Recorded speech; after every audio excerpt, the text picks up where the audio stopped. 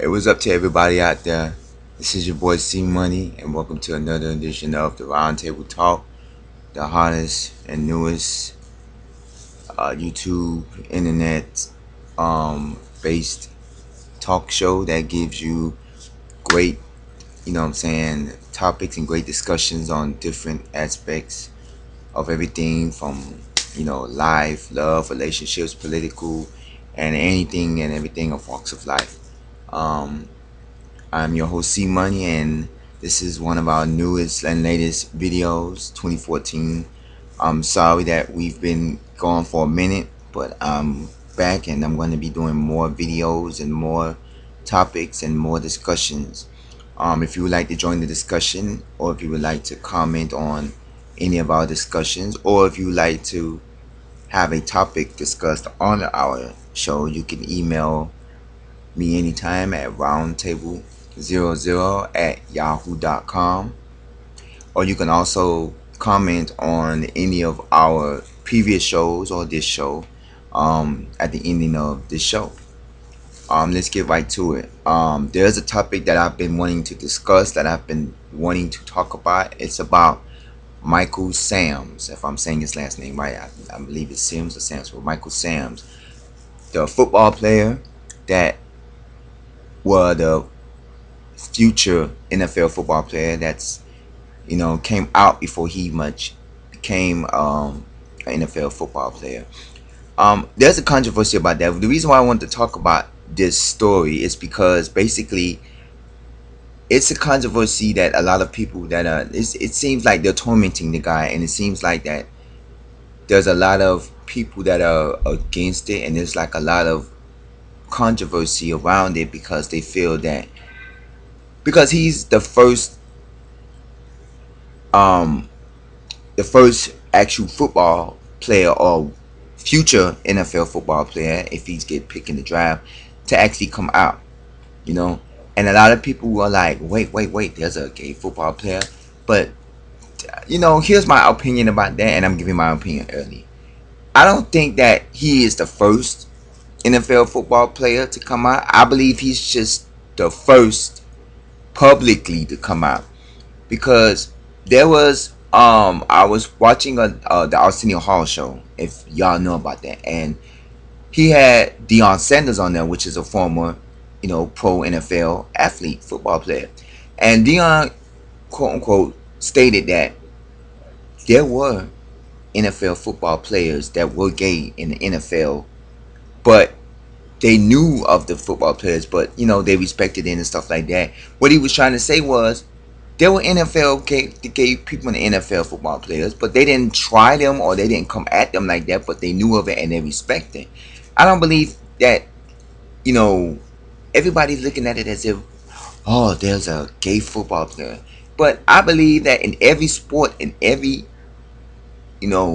sport that is in, you know, every sport, regardless of basketball, soccer, baseball, football, the Olympic sports and stuff, there is at least one to two homosexual men, gay men.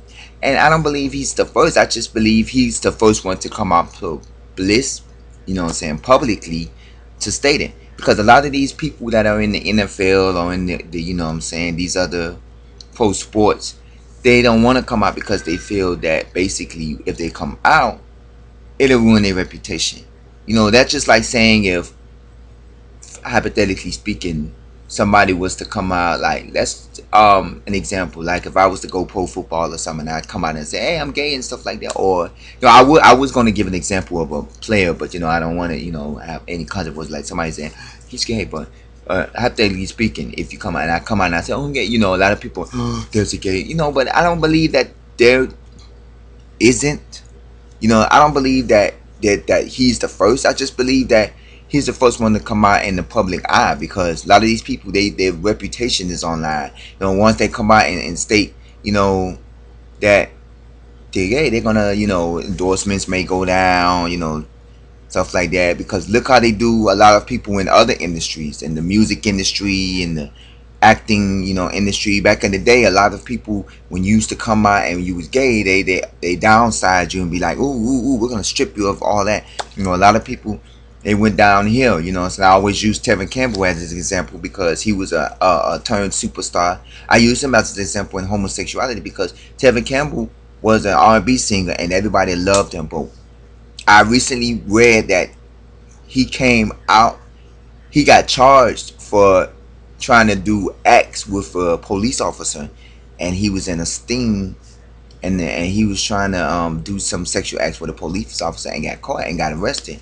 But I looked at that as a, what I'm saying, a thing that makes it looks like, it's just bad. It's just real bad that people of that nature look at homosexuality as a problem, and they look at it as if, oh my god, it's something that, like, they make it look like it's one of the biggest sins out there. But adultery, shooting, killing, robbing, every sin in is no greater than the other sin, you know. And every sin is no win. And for Michael Sims to come out, I commend Michael Sims for coming out to doing this because it makes him look more of a person than it.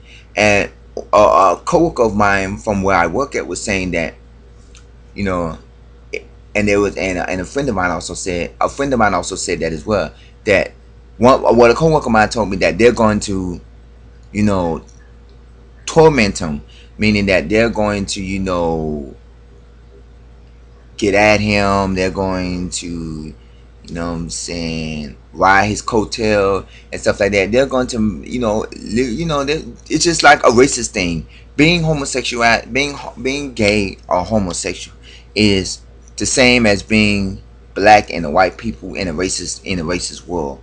They look at you differently, and then they torment you. They, do bad things to you and stuff like that. And I look at it as if, they have the same race we have. You know what I'm saying? And not only that, he's black, X, that's strike one. He's a man, and he's gay.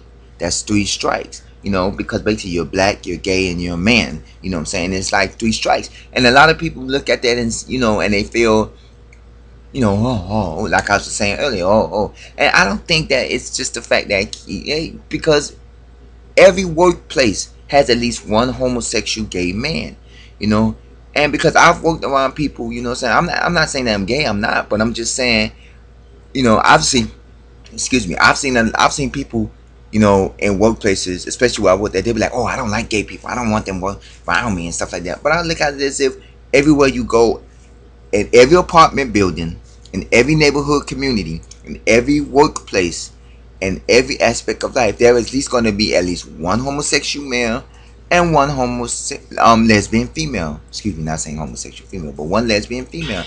And you got to realize, you got to get everything out in the open, and you got to realize that this thing is basically what is life.